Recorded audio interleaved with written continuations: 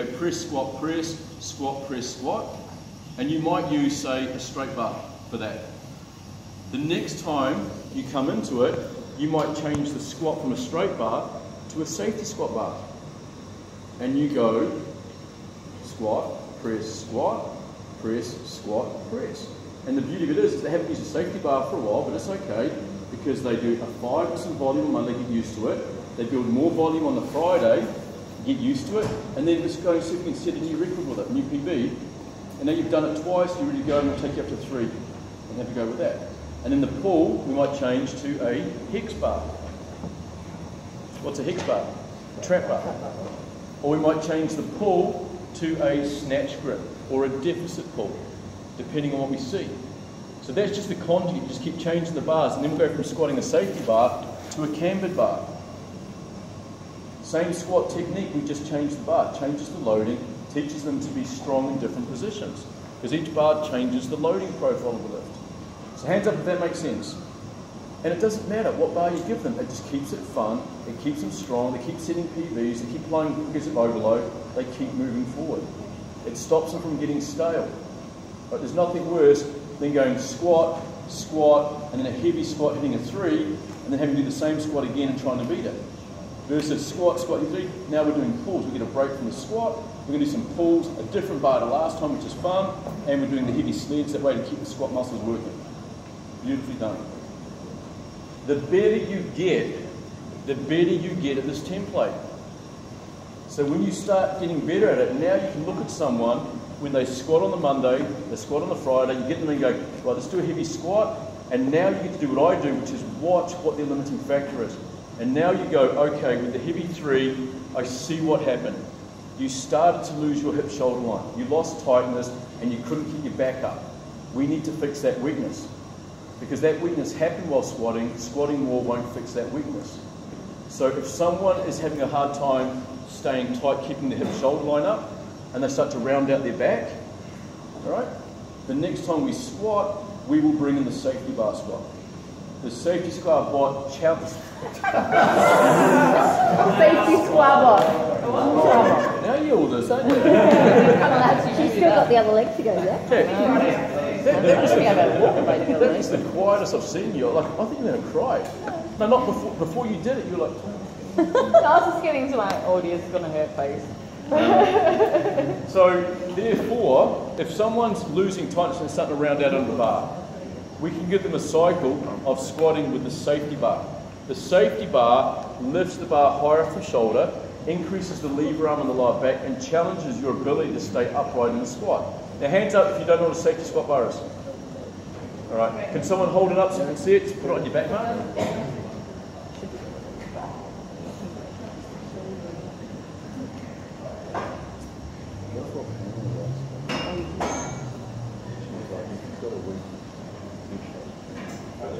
There. All right. So that there, you can see the pad lifts the bar higher up off the shoulders. So you will never be able to squat more with a safety bar than what you can do with a low bar. All right? Because that height is really trying to push you forward, and you've really got to hold that chest up. So I want you to think about it. Let's see how smart you are. Someone squats, you're doing your heavy 3, and you see that they start to lose tightness and they start to lose their lower back, start to round out under load. Remember, weaknesses break. If we don't treat the weakness, it can become an injury. If we keep rounding out our back under load, what injury could they get? Lumbar. Right, a disc injury. They could blow a disc. So do we want to fix that weakness? Yes. So I want you to tell me now, to correct that weakness, I've already given you the first hint, what specialty bar or main lift variation could I give them when they squat next that's going to target that weakness the way it presents in the lift? And what accessory exercise could you give someone that will also hit that weakness? Now, I want you to write down 2 words: supplemental exercise and accessory exercise. A supplemental exercise is an exercise that relates in movement to the primary lift. All right, so if I'm going to give something a supplemental exercise, It means it relates to the movement of the primary lift that we're trying to fix. An accessory exercise has nothing to do with movement, we're just targeting the muscle. So, somebody is rounding their lower back in the squat. I want you to give me a main lift variation that will target that weakness in the squat, which is just supplemental, meaning it must be a squat movement. It must relate to the squat and challenge that weakness. And then I want you to tell me an accessory exercise you can give to also hit that weakness. Now you can give me something that is more isolation. It doesn't have to have anything to do with the squat. It just hits that weakness, which is the lower back, on its own.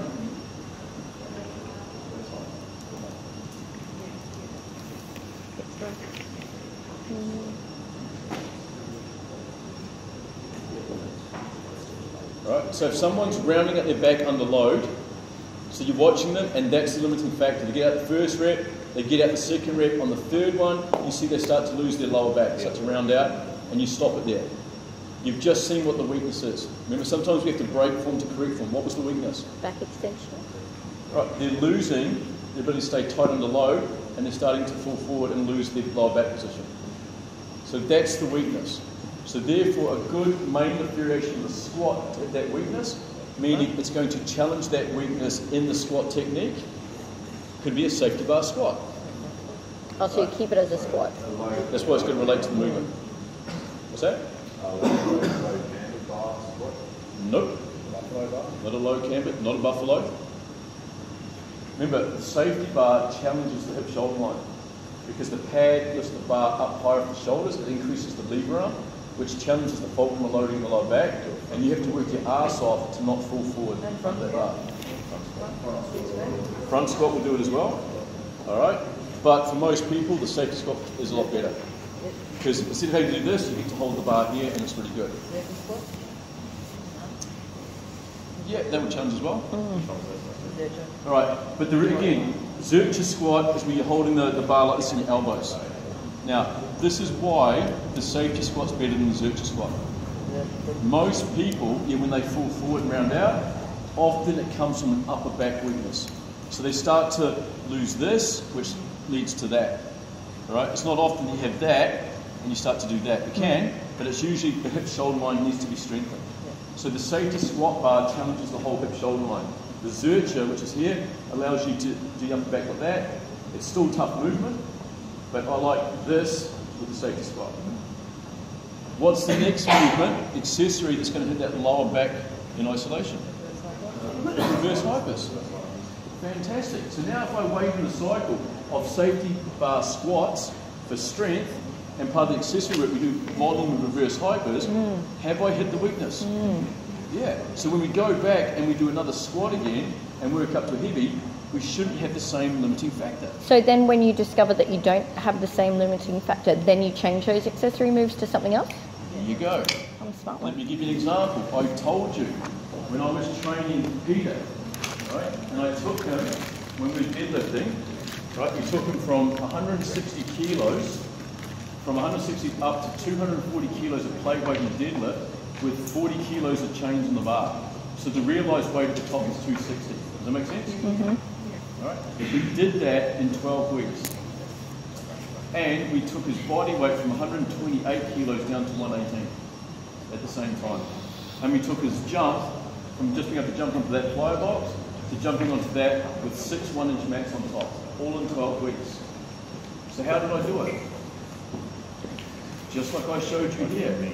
Every Wednesday, I turned up and I was there to watch what he would pull at or what he would squat at. And what I did is I go, what was the weakness? Now this is the mistake that coaches make. You've got to know what the weakness is, otherwise you're giving them the wrong things. So when it comes to lifting, you know what strength comes down to? 2 things. 1, your ability to stay tight under load, and 2, your ability to create enough force to overcome the inertia on the bar. That's it. That's all it is, combined with good technique, of course. So when you watch someone miss, when you take them up to a heavy 3, you're going, which one is it? Am I seeing someone who's losing tightness under load, which is a weakness I need to correct? Or am I seeing someone who's hitting their potential and now they just can't create enough inertia to overcome the load on the bar. They just can't get it to the end. All right? It's different muscles. What muscles are responsible in the deadlift to overcome the inertia on the bar and take it from the floor to lockout? Lat. Hammer. Right, it's like your knee and hip torque, right? What muscles, when it comes to squatting, is responsible for overcoming the inertia on the bar and taking you from the hole to lockout? Well, it depends on what technique you use, but again, it's about leg drive, right? What muscle, though, are responsible for staying tight under load? Right. So if someone's missing because they're losing their hip shoulder line, or they're starting to get pulled forward in the deadlift because their back is weak, and you don't understand that, and you do what a lot of people do, and you keep saying, okay, let's bring up these lifts, let's do glute ham raises, let's do all that stuff, you're training the muscles that create force in the bar. Who's responsible for overcoming inertia? But that's not what your weakness is. You've got enough strength.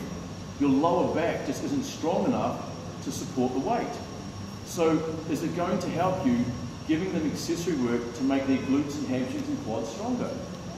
No, that's not what's limited. You've got to bring up their lower back. Right? You see the importance here? So your job's to look at. So with Peter, the first few times, it was a lower back weakness. And I could see that. His legs were strong enough. His lower back wasn't, so I had to keep smashing his lower back, smashing the lower back. Cycling and main lift variations to challenge more the lower back.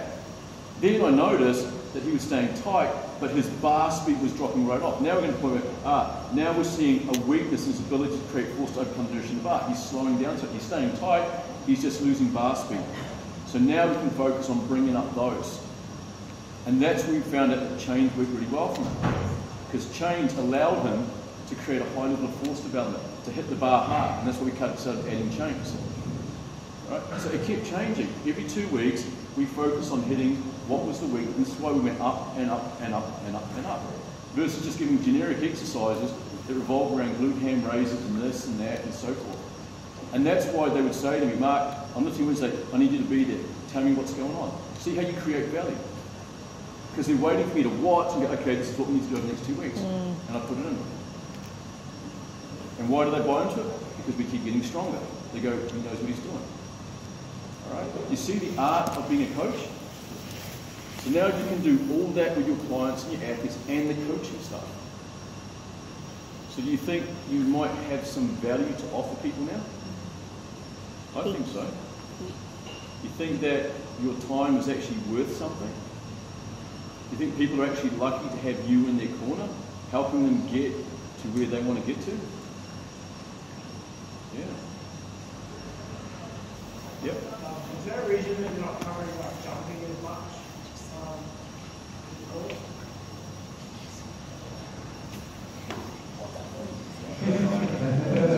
Do you guys want to do a photo now before everyone goes? Yeah. Okay. Sorry, what's the question?